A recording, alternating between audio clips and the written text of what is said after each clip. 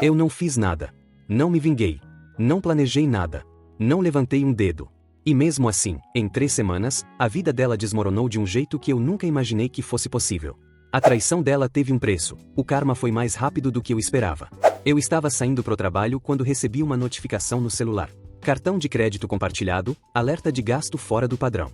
Eu abri sem pensar muito. Um hotel. R$ 580. Numa terça-feira da semana anterior, quando ela havia dito que estava no retiro corporativo da empresa. Eu fiquei parado no meio da sala com o celular na mão.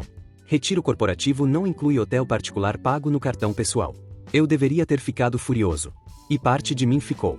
Mas a outra parte, a parte que importa para essa história, ficou completamente calma. Porque eu sabia, de alguma forma que eu não conseguia explicar racionalmente naquele momento, que eu não precisava fazer nada. Eu guardei a informação. Não confrontei. Nos dias seguintes, comecei a notar coisas que provavelmente já estavam lá há tempo, mas que eu nunca havia me permitido enxergar completamente. As mensagens que ela escondia à tela quando eu entrava no quarto. Os fins de semana de trabalho que aumentaram de frequência. A risada diferente que aparecia quando ela atendia certas ligações em outro cômodo da casa. Eu não confrontei nenhuma dessas coisas. Apenas observei, com uma calma estranha, sabendo que algo estava se movendo nos bastidores que eu não estava controlando. 3 dias depois da notificação do cartão, minha cunhada me ligou. Você sabe alguma coisa sobre o trabalho da Camila? Ela perguntou, a voz carregando uma tensão que eu reconheci imediatamente. Que tipo de coisa? Eu perguntei. Eu não sei se devo te falar isso, ela disse. Mas eu acho que você precisa saber antes que descubra de outro jeito.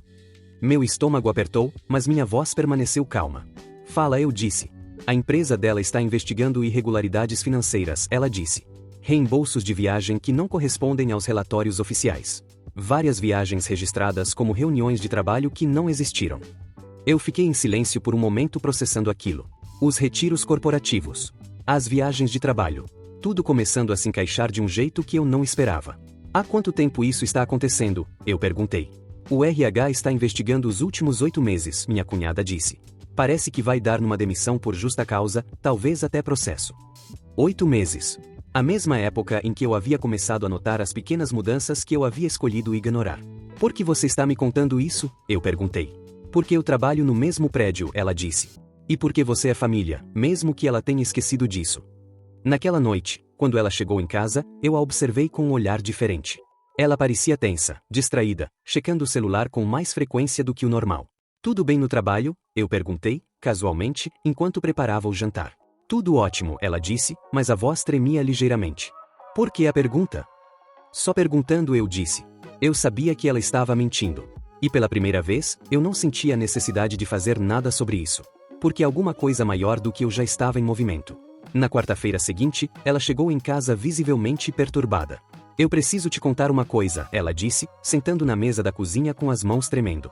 Eu sentei do lado oposto, mantendo minha expressão neutra. Fui chamada pelo RH hoje, ela disse.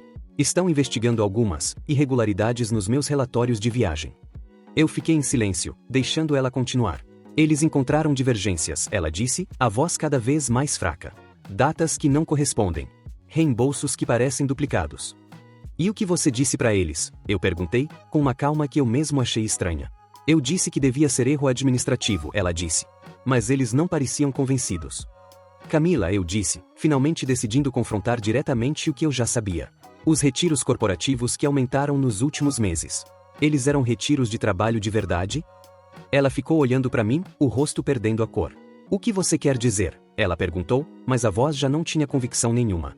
O cartão compartilhado mostrou um hotel na semana passada, eu disse. Numa terça-feira que você disse estar em retiro corporativo. O silêncio que se seguiu foi denso o suficiente para cortar com uma faca. Você sabia, ela disse, mais como afirmação do que pergunta. Eu sabia há uma semana, eu disse. E eu decidi não fazer nada com essa informação. Por quê? Ela perguntou, genuinamente confusa. Porque eu queria ver onde isso ia parar sozinho, eu disse. Você está me dizendo que sabia da minha traição e ficou esperando para ver o que acontecia? Ela perguntou, a voz subindo numa mistura de incredulidade e raiva. Eu estava esperando entender o tamanho completo da situação, eu disse. E parece que a situação é maior do que eu imaginava. O que você quer dizer com isso? As irregularidades financeiras que o RH está investigando, eu disse. Elas não são erro administrativo, são? Ela ficou em silêncio, os olhos enchendo de lágrimas. Os retiros corporativos eram com ele, eu disse, não como pergunta, mas como afirmação de algo que eu já havia entendido completamente. Ela não conseguiu negar. Há quanto tempo? Eu perguntei. 8 meses, ela disse, a voz quase inaudível. A mesma duração que minha cunhada havia mencionado sobre a investigação do RH. E você usou reembolsos de empresa para financiar os encontros, eu disse, completando o quadro. Ela assentiu, incapaz de falar. Isso não é só traição comigo, eu disse. Isso é fraude corporativa. Eu sei, ela disse, finalmente chorando abertamente. Eu sei que isso vai destruir minha carreira. Eu fiquei observando ela chorar, sentindo uma estranha distância emocional do que estava acontecendo na minha frente. Quem é ele? Eu perguntei. Um diretor de outra filial, ela disse. A gente se conheceu numa conferência. E vocês usaram o sistema de reembolso da empresa para financiar os hotéis. Foi ideia dele inicialmente, ela disse, como se isso diminuísse a responsabilidade dela. Ele disse que era mais seguro registrar como viagem de negócios. Mais seguro para esconder de quem? De mim ou da empresa? Ela não respondeu, porque ambos sabíamos a resposta. Nos dias seguintes, a situação se desenrolou rapidamente. A investigação do RH avançou e confirmou exatamente o que eu já suspeitava. As viagens corporativas coincidiam perfeitamente com os encontros documentados pelo sistema de cartão de crédito, formando um padrão que era impossível de negar. Camila foi demitida por justa causa numa sexta-feira de manhã, exatamente 2 semanas depois da primeira notificação que eu havia recebido no celular. O diretor envolvido, que trabalhava em outra filial da mesma empresa, foi demitido no mesmo dia. A empresa decidiu não processar criminalmente nenhum dos dois, mas a demissão por justa causa significava que ela perderia todos os benefícios de desligamento e ainda teria dificuldade em conseguir referências profissionais no futuro. Você fez isso, ela me acusou, numa das últimas conversas antes de eu decidir formalmente que o casamento havia terminado. Você contou para eles. Eu não contei nada, eu disse, e era completamente verdade. Eu nem trabalho na sua empresa, Camila. Eu não tenho acesso a nenhum sistema interno deles. Então como eles descobriram exatamente agora? Eu não sei, eu disse, honestamente. Talvez alguém tenha notado um padrão. Talvez uma auditoria de rotina tenha capturado as irregularidades. Eu não fiz absolutamente nada além de receber uma notificação de cartão de crédito e decidir não confrontar você imediatamente. Isso parece convenientemente coincidente, ela disse. A vida às vezes é assim, eu disse. Às vezes as consequências das nossas escolhas chegam sem que precisemos fazer nada para acelerá-las. O processo de separação foi rápido, porque havia pouco a discutir. Não havia filhos pequenos para dividir custódia. As finanças eram relativamente simples de separar. E o que havia acontecido era documentado de forma tão completa pela própria investigação corporativa que não havia espaço real para negociação sobre os fatos. Camila se mudou para a casa dos pais dela enquanto procurava emprego novo, algo que se mostrou muito mais difícil do que ela havia imaginado, já que demissões por justa causa relacionadas à fraude tendem a circular nos círculos profissionais relevantes, mesmo quando a empresa anterior não divulga oficialmente os detalhes. O diretor com quem ela havia se envolvido também enfrentou consequências em casa.